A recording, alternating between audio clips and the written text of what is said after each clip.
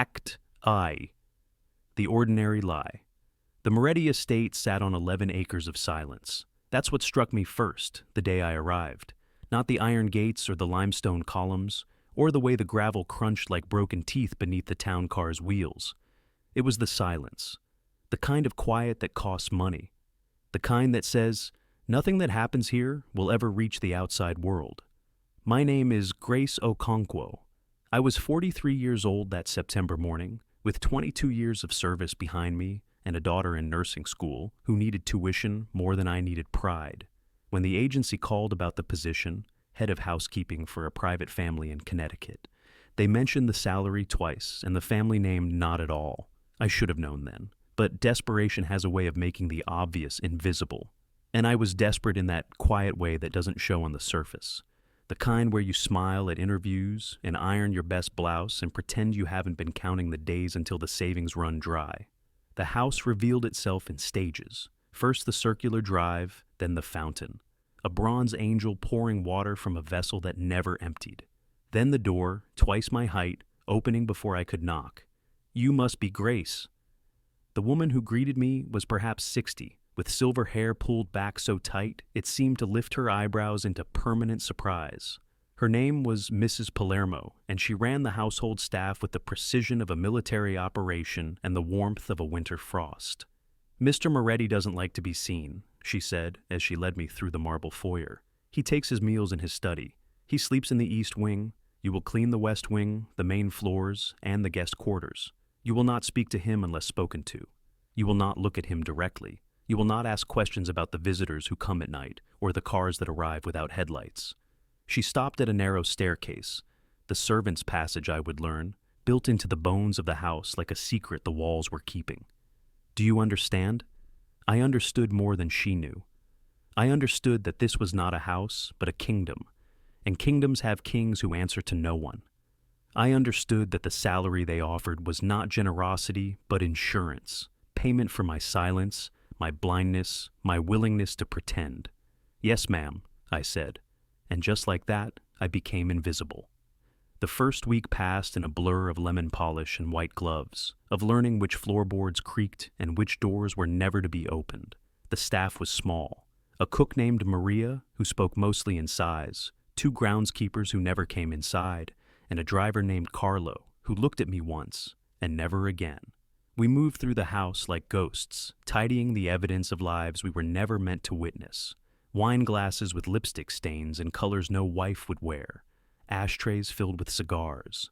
That cost more than my weekly salary. And once in the study I was forbidden to enter, a rust-colored stain on the Persian rug that Maria scrubbed at for 3 hours without meeting my eyes. Mr. Moretti himself remained a rumor. I heard his voice sometimes, deep, deliberate, the kind of voice that never needed a shout because it had never been ignored. I saw the shape of him once, passing a doorway at the end of a long hall, broad-shouldered and slow-moving, like a man who had learned that the world would wait for him. But I did not see his face until the night of the accident. It was a Tuesday, just past midnight. I had stayed late to finish the silver. Mrs. Palermo's orders, something about a dinner party the following evening. The house was dark except for the light bleeding from beneath the study door, and I was carrying a tray of polished candlesticks when I heard the crash. Glass shattering. Then a voice, young, female, terrified. "Please, I didn't mean to." I should have kept walking. That was the rule, the unspoken contract that made this life possible. You hear nothing. You see nothing. You survive by being nothing. But the sound that followed, the dull, heavy sound of something harder than a hand meeting something softer than resistance, stopped me cold. The study door was open 3 inches. Enough to see. He stood over her, a girl, 19 or 20, in a maid's uniform I didn't recognize. She was on the floor, curled around herself, and he stood above her with his hands still raised, his face twisted into something that wasn't anger, but something colder, disappointment, the kind that has already decided what comes next. "Do you know how much that vase cost?" His voice was almost gentle. "More than your mother makes in a year. More than your entire family will ever be worth." She was crying, the kind of crying that has given up on being heard. And Dominic Moretti, because now I knew him, now I saw the face behind the rumor, reached down and grabbed her by the hair. That's when I did the unforgivable thing. I knocked on the open door. The sound was small, but in that silence, it was thunder. He turned, and for the first time, I looked directly into the eyes of the man I had been told never to see. They were gray, the color of winter sky before snow, and in them, I saw something I did not expect. Surprise. "Who the hell are you?" I should have apologized, should have backed away, begged forgiveness, disappeared into the servants' passage, and never spoken of this night again. Instead, I heard myself say, "I'm the woman who's going to finish polishing the silver, sir, unless you need me to call someone about the broken vase." For 3 heartbeats, nothing moved. Then he released the girl's hair, straightened his cuffs, looked at me the way a man looks at a lock he can't quite pick. "Get out," he said. I wasn't sure which of us he meant until the girl scrambled past me, and I realized he was still staring. "You too," he added, "before I remember your face." I left the candlesticks on the hallway table. By morning, the girl was gone, transferred, Mrs. Palermo said, to another property, and nothing was ever mentioned again. But something had changed, something in the way the silence pressed against the walls, something in the way I felt his eyes find me across crowded rooms, tracking my movements like a question he hadn't yet decided to ask. I had been seen, and in a house built on invisibility. That was the most dangerous thing of all. Aced too. The cracks. 3 months passed before he spoke to me again. I had settled into the rhythm of the house by then. The early mornings and the late nights. The careful choreography of appearing only when needed and vanishing before anyone noticed. I had learned which days were safe and which were dangerous, when the cars came and when they left, which rooms smelled of cigar smoke and negotiation, and which smelled of something darker. I had learned, too, to watch Dominic Moretti without appearing to watch. He was 64 years old, though he moved like a man still waiting to be challenged. His hair had gone silver at the temples, and his hands, I noticed hands, occupational habit, were surprisingly elegant, the fingers long and tapered, the nails always clean. He dressed like old money, even though everyone knew the money was new, acquired through channels that never appeared on any tax return. But it was his silences that fascinated me most. The way he could sit in a room full of men and never speak, letting them fill the quiet with their own nervousness until they had given away everything he needed to know. Power, I was learning, wasn't about force. It was about patience, about letting others defeat themselves. He found me in the library one afternoon, reorganizing the shelves Mrs. Palermo had deemed insufficiently systematic. "You're the one from that night." I didn't turn around, just kept sliding books into their new positions, biography next to biography, keeping my voice steady. "I'm the one who polishes the silver, sir." "That's not what I asked. That's what I am." He laughed, a short surprise sound, like a door creaking open in a room that had been locked for years. When I finally turned, he was standing by the window, backlit by autumn's sun, studying me with an expression I couldn't read. "What's your name?" "Grace." "Grace what?" "Grace Okonkwo, sir." He repeated my surname slowly, tasting the syllables. "Nigerian?" "My parents. I was born in Baltimore." "And how does a woman from Baltimore end up polishing silver for a man like me?" There were 100 ways to answer that question, most of them lies designed to flatter or deflect. But something about the way he asked it, direct and unadorned, made me choose honesty instead. "The same way anyone ends up anywhere, sir. One choice at a time until the choices run out." He was quiet for a long moment. Then he nodded, once, as if I had passed a test I hadn't known I was taking. "Mrs. Palermo says you're the best she's hired in 20 years. Mrs. Palermo is very kind. Mrs. Palermo has never been kind a day in her life. She's accurate."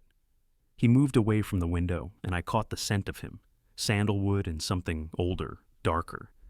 "I want you to take over the study." My hands stilled on the books. The study. The room no one entered, the room where the rust-colored stain had never quite come out of the rug. "Sir, every morning at 6 before I wake, every evening at 10 after I retire, you will see things, you will hear things, and you will forget them before you leave the room." It was not a question, and yet something in his voice made it sound like one. "Why me?" He smiled. Not warmth exactly, but something adjacent to it. Recognition maybe, the acknowledgement of one survivor to another. Because that night, you could have walked away. You could have pretended not to see. Instead, you knocked on my door and offered to clean up the mess. He paused at the threshold, half turning back. That's either the bravest thing I've ever witnessed or the most foolish. I haven't decided which. He left before I could answer, and the next morning I began cleaning the study where men's fates were decided over glasses of whiskey and words that never appeared in any record. The weeks that followed were an education. I learned the study's secrets the way a surgeon learns a body, through observation, repetition, and a willingness to touch what others found distasteful. The desk drawers that stuck in humid weather, the hidden compartment behind the false bookshelf, the way certain papers were always placed face down while others were left deliberately visible, messages for visitors who would know how to read them. I learned the visitors too, the lawyers who came with briefcases full of documents and left with lighter steps, the young men with hard eyes who waited in corners and never sat down, the women, always different, always beautiful, always gone by morning, who left behind perfume and silence and questions I learned not to ask. And I learned Dominic Moretti himself, not the myth, not the monster, but the man who sat alone at his desk at 3 a.m, reading letters in a language I didn't recognize. The man who kept a photograph in his drawer, a woman with dark hair and sad eyes, someone I never saw and no one ever mentioned. The man who sometimes, when he thought no one was watching, would stand at the window and look out at nothing at all, his face emptied of everything but grief. I began to understand that cruelty was not his nature, but his armor, that somewhere beneath the cold efficiency of power, there was a wound that had never healed, a loss that had calcified into something harder than indifference. None of this excused what he was. None of it made the stains come clean. But it made him human. And human beings, I have learned, are rarely simple enough to hate completely. The shift happened gradually, then all at once. I started finding things in the study, small things placed where I would discover them. A book of poetry left open on the desk, bookmarked to a page about exile. A record of my daughter's tuition payments, highlighted in yellow as if someone had been checking that the funds arrived. A photograph of a Baltimore street corner I recognized from childhood, though I had never told anyone where I grew up. He was watching me, the way I had been watching him. The difference was, I understood now what I hadn't understood before. Dominic Moretti was lonely. Not in the way ordinary people are lonely, with their small needs and easily filled silences, but in the way that powerful men are lonely, surrounded by people who want something, unable to trust anyone who doesn't, and too proud to admit that trust is what they need most of all. I should have been afraid. In a world where knowledge was power, he was gathering information on me like a man preparing for war. Instead, I felt something I hadn't expected, recognized, seen. The way I had seen him, that night in the study, when I knocked instead of walking away. The day before everything changed, he called me into his study for the first time in daylight. "Sit down, Grace." I had never sat in his presence, never been invited to exist as anything other than function and service. The chair he indicated was leather, worn soft by years of visitors who had sat where I was sitting, negotiating their futures. "There's going to be a dinner," he said. "Next week. Important people. People who matter." "Yes, sir. Mrs. Palermo mentioned the preparations. I want you there, in the room, serving." I felt my spine stiffen. Serving at formal dinners was not my role. There were protocols, hierarchies, a careful order to who appeared and who remained unseen. "Sir, with respect, I'm not asking." His voice was quiet, but there was something beneath it. Not threat, something almost like concern. These men who are coming, they see weakness everywhere. They test everyone, and I need people in that room who won't break. "And you think I won't break?" He looked at me then, really looked, the way he had that first night when I had knocked on his door and refused to disappear. "I think," he said slowly, "that you are the only person in this house who has ever looked at me like I'm just a man. And next week, Grace, I'm going to need someone who remembers that." I didn't understand what he meant, not yet. But I would. Ace to 3, the descent. The dinner was a Thursday. 14 guests, 7 courses, and enough tension in the room to shatter crystal. I stood against the wall in my formal black uniform, watching the way powerful men performed their power. The too loud laughter, the careful positioning of who sat next to whom, the dance of dominance that played out in every gesture and glance. Dominic sat at the head of the table, quieter than I'd ever seen him. He barely touched his food. His eyes kept moving to the man on his right, a heavy-set figure named Caruso, with small eyes and a smile that never reached them. I had heard his name before, in conversations I was supposed to forget. He was connected to families in New York, in Chicago. He was the reason, I understood now, that Dominic had seemed afraid. Not afraid of violence, afraid of something worse.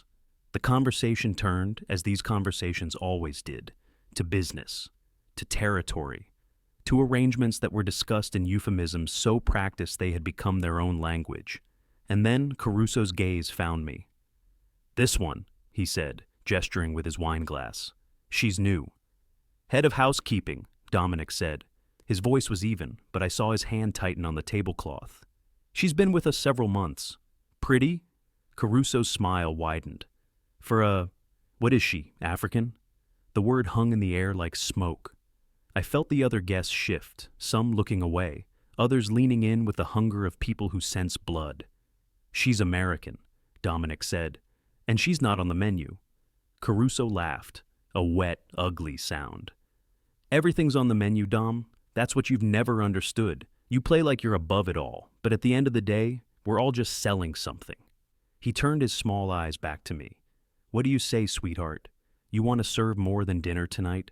22 years of service, 22 years of swallowed insults, of smiles that hid clenched teeth, of yes sir and no ma'am, and learning to be invisible in rooms full of people who never saw you anyway.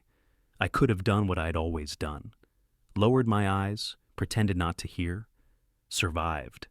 Instead, I looked directly at Caruso, this man who bought and sold human beings with the same indifference he'd order a steak. And I said, "No, thank you, sir. I don't serve anything that isn't on the menu." The silence that followed was absolute. Caruso's face went through several transformations: surprise, then confusion, then something darker, more dangerous. He started to rise from his chair, one meaty hand reaching toward me, and I thought, this is it. This is where the story ends. But Dominic moved first, not violently, not even quickly. He simply stood, placed his napkin on the table, and said in a voice that carried without rising, "Mr. Caruso, I think you've had enough wine. Dom, the dinner is finished." He gestured to the other guests who were already pushing back their chairs, recognizing an exit line when they heard one. "Carlo will see everyone out, and Mr. Caruso—" Here his voice dropped, became something I had never heard before, quiet and precise and absolutely terrifying. "We'll continue this conversation. Alone." The room emptied in minutes. I stayed where I was, frozen against the wall, watching Dominic and Caruso face each other across the abandoned table. "You're embarrassing yourself," Caruso said. "Over a maid.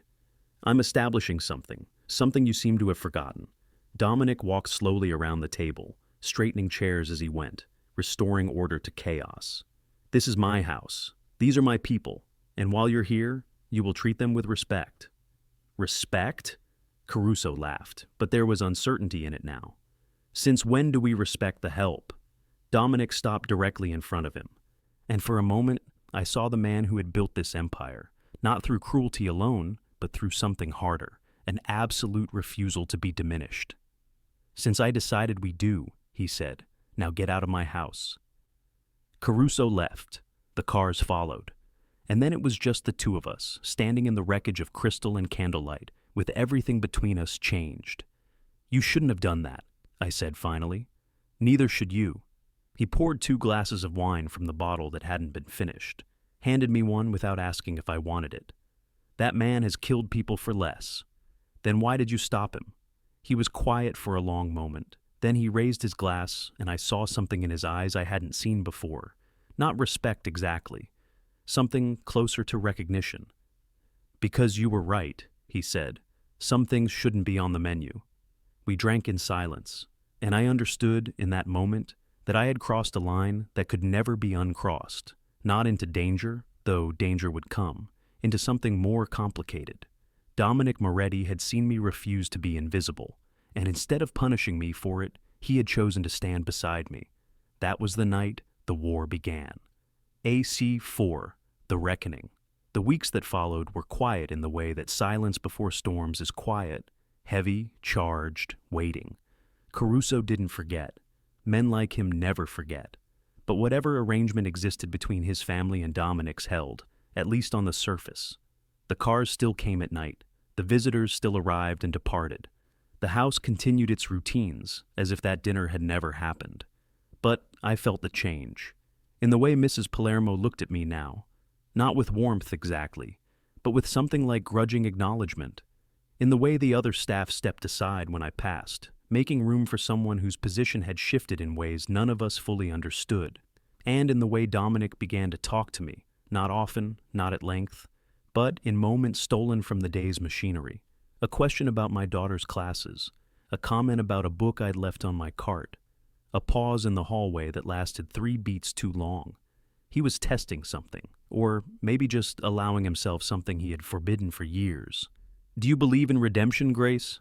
The question came on a Tuesday evening as I was straightening the study before his nightly work. He stood at the window as usual, watching the darkness, his reflection ghosted in the glass.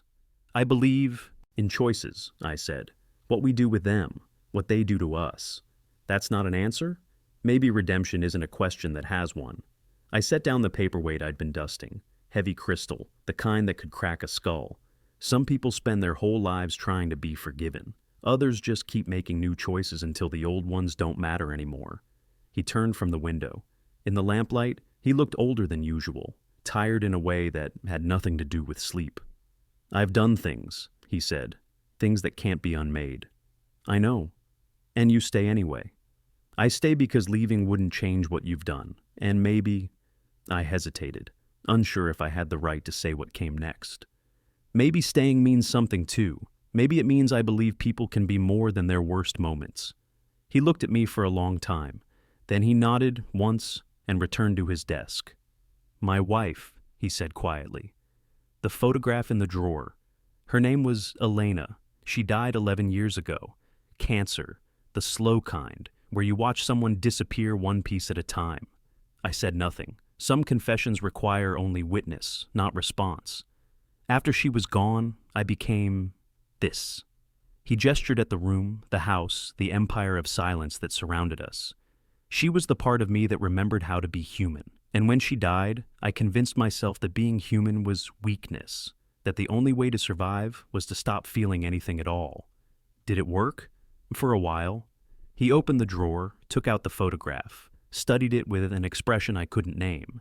And then you knocked on my door, and I remembered what it felt like to be surprised.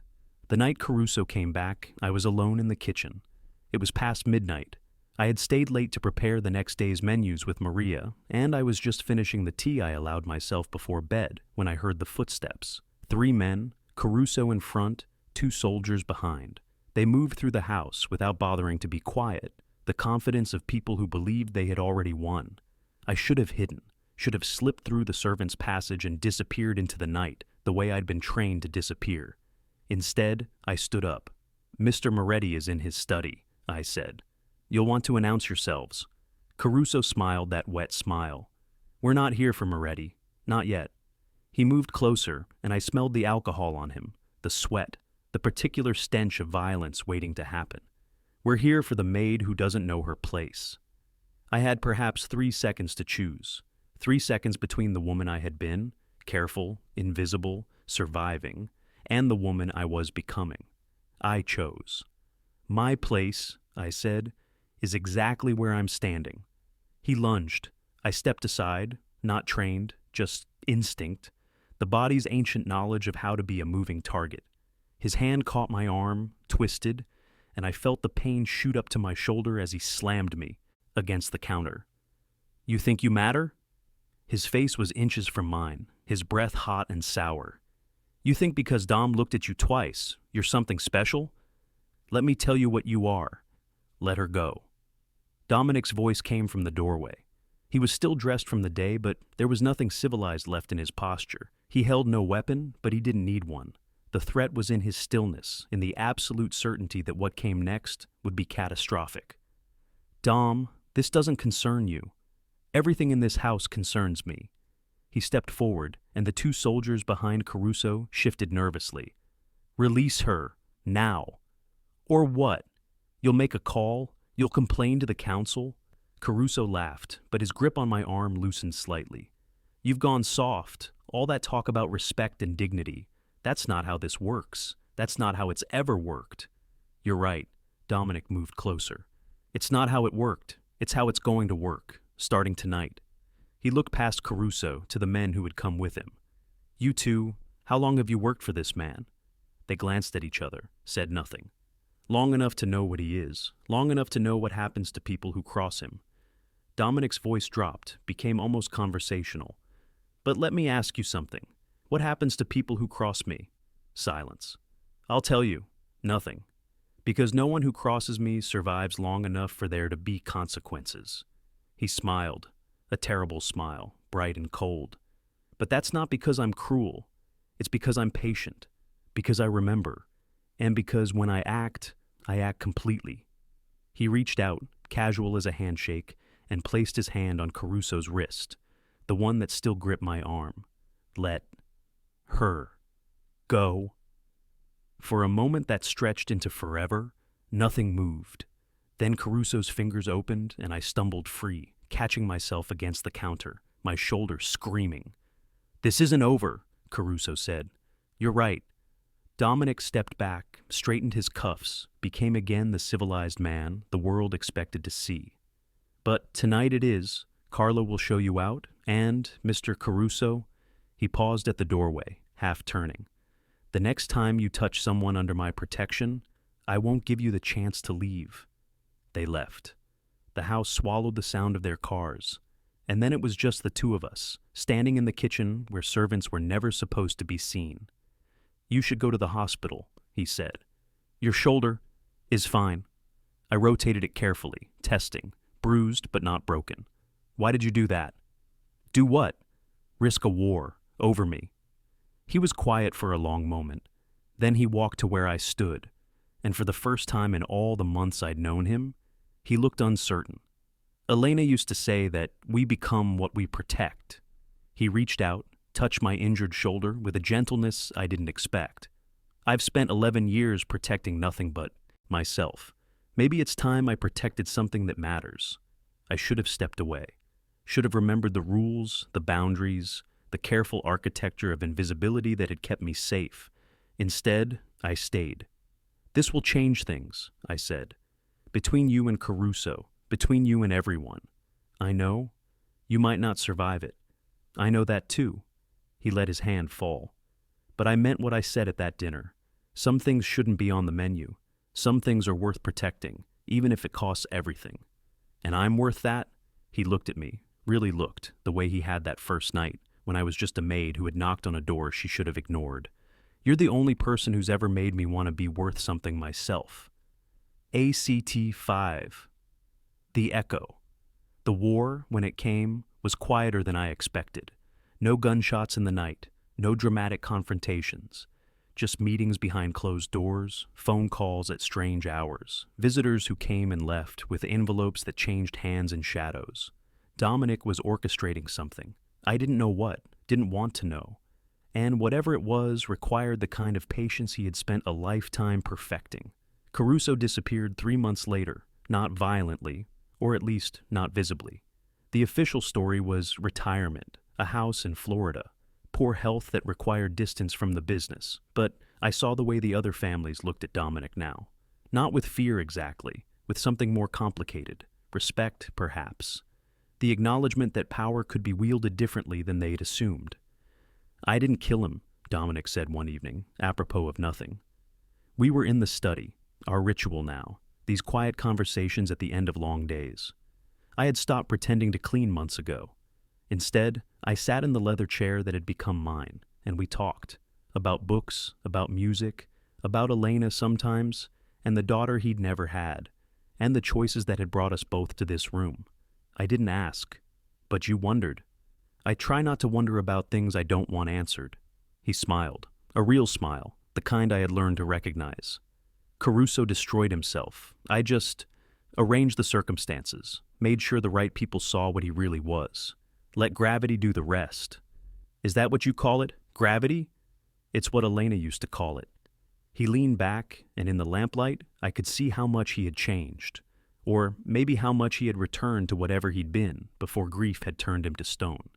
She said that evil carries its own weight, that eventually it pulls everything down around itself. You don't have to push, you just have to stop protecting it from the fall. I thought about that. About the dinner where I had refused to be invisible. About the kitchen where I had refused to run. And what about us? I asked. What happens now? Now? He looked at me with an expression I had never seen from him. Open, unguarded, almost young. Now I spend whatever time I have left trying to be the person you seem to think I can be. I don't think you're anything. I see what you choose. Then keep watching. Keep holding me accountable.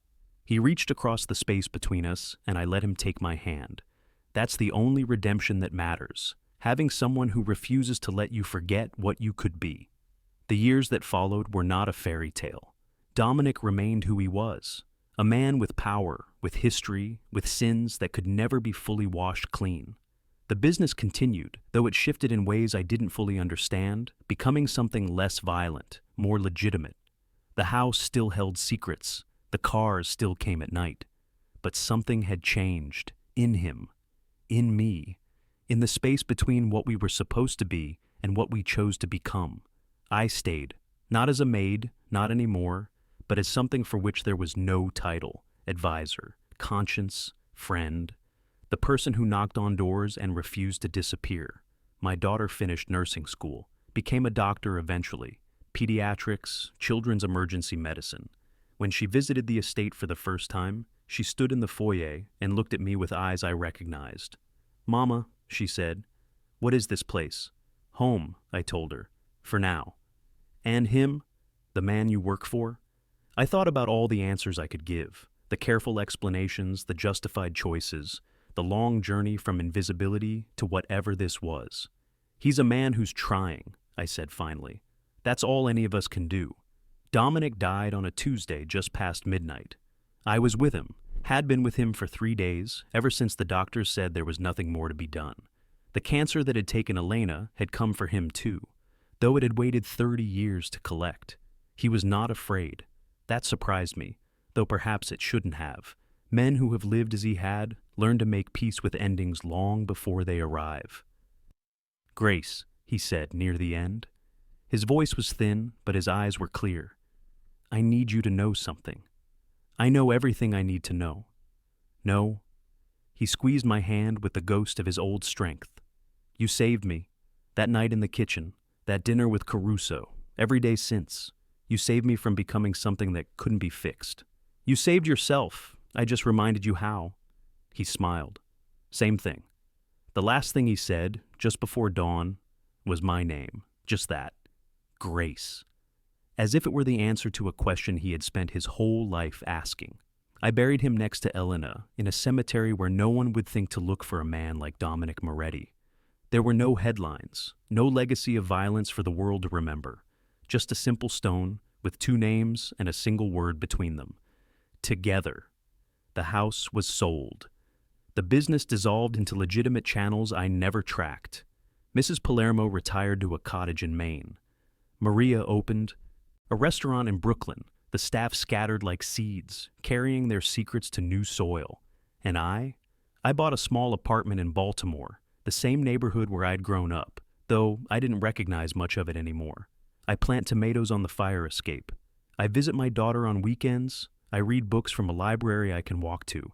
And I think about the strange journey that brought me from a girl who learned to be invisible to a woman who learned to be seen.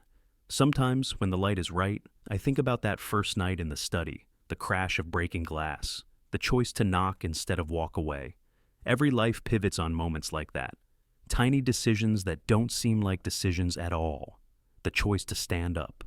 The choice to stay. The choice to see another person as human, even when they've forgotten how to be.